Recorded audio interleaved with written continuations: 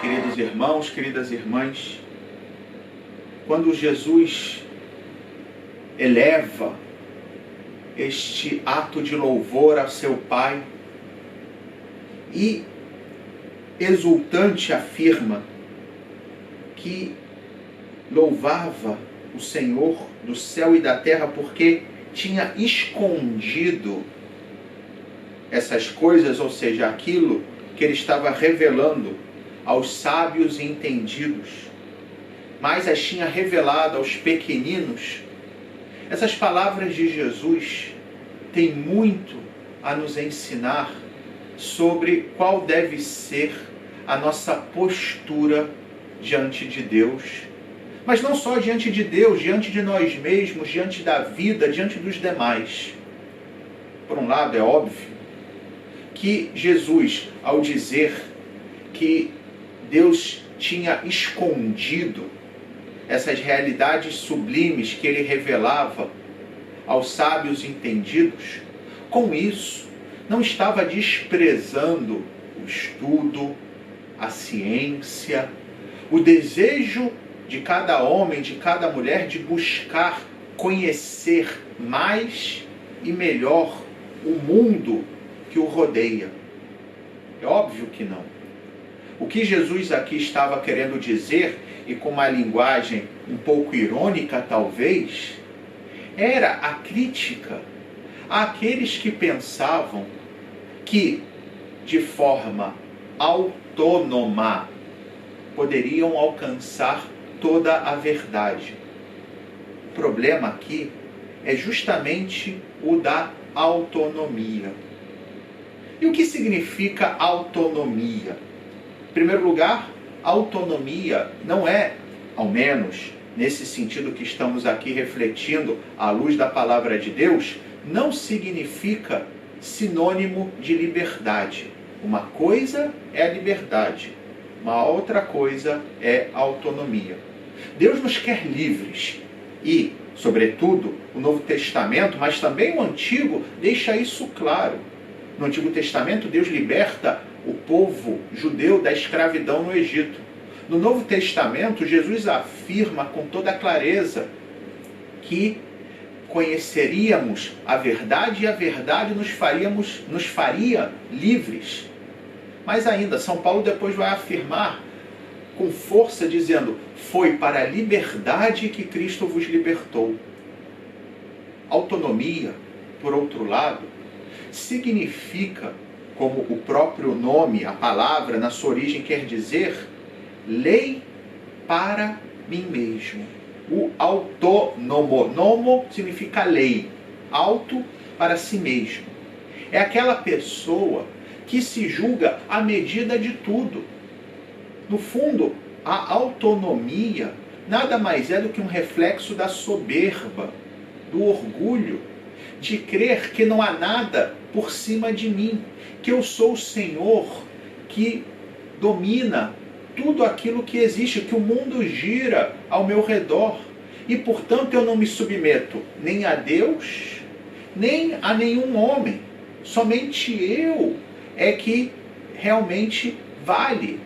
No fundo, a autonomia também está ligada a um profundo egoísmo.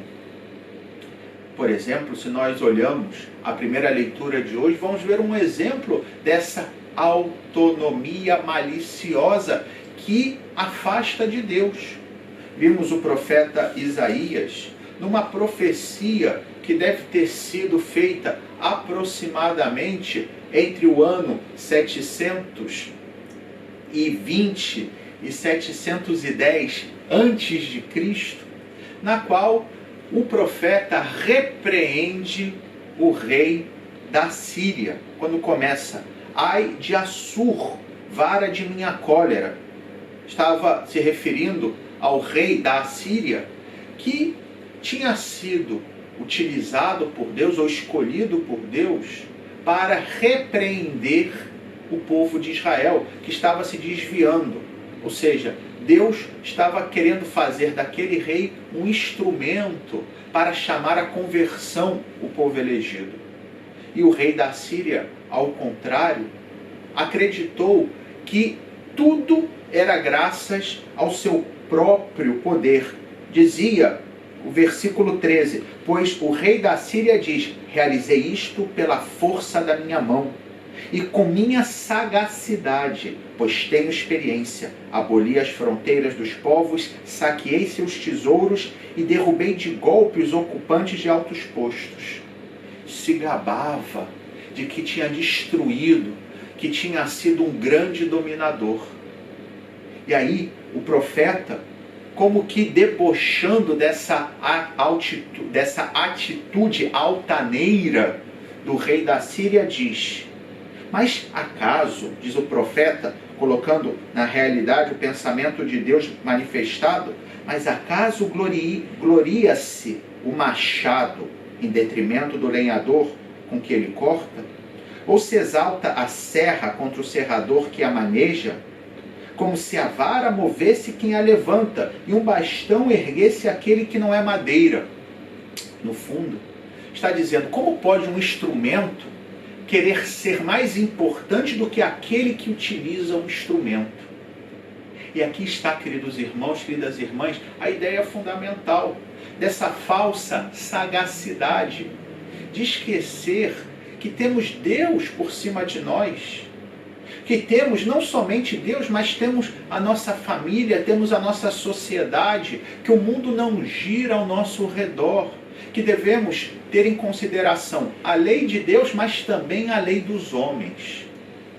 E nesse sentido, sobretudo voltando ao Evangelho, quando Jesus diz que, se por um lado Deus tinha escondido as realidades sublimes, a revelação aos sábios entendidos, não porque tivesse querido esconder como castigo, mas porque, no fundo, a própria atitude do soberbo o fecha a revelação de Deus. Mas, continua Jesus, que Deus quis revelar tudo isso aos pequeninos. E aqui está, queridos irmãos, queridas irmãs, a nossa meta: sermos pequeninos. E sermos pequeninos não é outra coisa senão lembrar que somos filhos, que Deus é nosso Pai. Ele que não rejeita o seu povo, como dizia o Salmo 93. Não somente não rejeita, mas como nos ama com loucura, como um pai que cuida com todos os detalhes, com todo o carinho do seu filho pequeno. E é isso que nos fazemos como pequenos. Quem somos nós para conhecer tudo? Sim, por mais que a nossa inteligência busque a verdade, e deve buscar, e devemos estudar, e devemos realmente nos dedicar à ciência, nos dedicar a desbravar os mistérios do universo, por outro lado, é uma pretensão achar que vamos ser capazes de compreender tudo. E daí também ter essa humildade de nos fazermos pequenos, nos deixarmos conduzir por Deus. Que possa também o exemplo dos santos nos estimular. Hoje celebramos a memória de São Boaventura, esse grande teólogo franciscano, tão importante no século XIII, que trabalhou para o Segundo Concílio de Lyon, na França, em 1274, um grande sábio, um grande estudioso, mas que se sabia fazer pequeno, ao exemplo de São Francisco de Assis, seu mestre. Que nós possamos seguir o exemplo desses santos, sobretudo olhando para Nossa Senhora também, que se fez pequena nas mãos de Deus. Eis aqui a serva do Senhor, disse ela ao anjo, que possamos com ela dizer a mesma coisa hoje a Deus. Eis aqui o servo, o seu filho pequeno, faça-se em mim, segundo a vossa palavra. Louvado seja nosso Senhor Jesus Cristo, para sempre seja louvado.